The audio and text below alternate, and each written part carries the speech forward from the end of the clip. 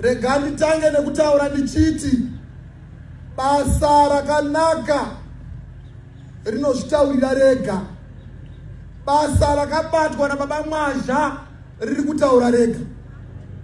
Hakuna munhu anopuwa ruremekedzo regamba yenyika naBaba vaMnangagwa kana uchifamba zvisiri izvo. Afrika yedu unopuwa basa rekuita naMwari, asi isu sehurumende tobva tatayewa iyi ndo nyeredzi yakasarudzwa naMwari.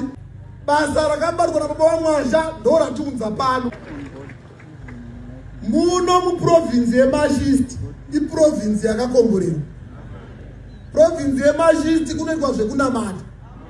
Saka tinoti takakomborerwa nekuti ndiko kwakaburukira ngirozi. Afrika yedu.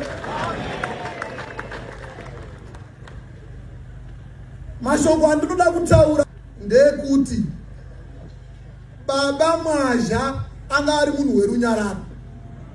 Isu hama neshamwari tasiwa, ngatisarei tiri murunyararo.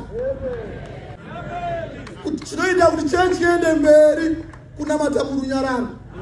Ngatizvininipisei, ngatikudzei vakuru vedu, ngatigarei murunyararo kuti chechi irambe yakamira semamiriro yanga yakaita. Afrika yedu.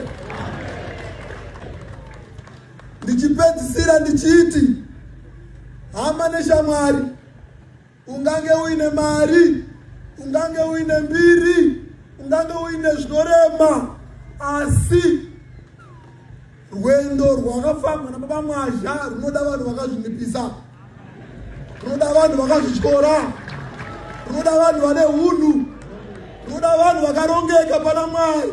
Afrika yedu.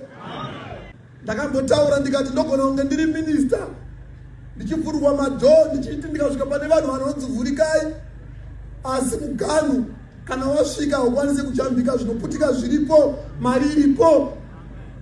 Mwari kana vaita decision yavo vaita decision yavo. Zvino pano Mwari vaita decision yavo, vatora mutumwa wavo vakanga vatuma kuti azotifudza isu hwai dzake.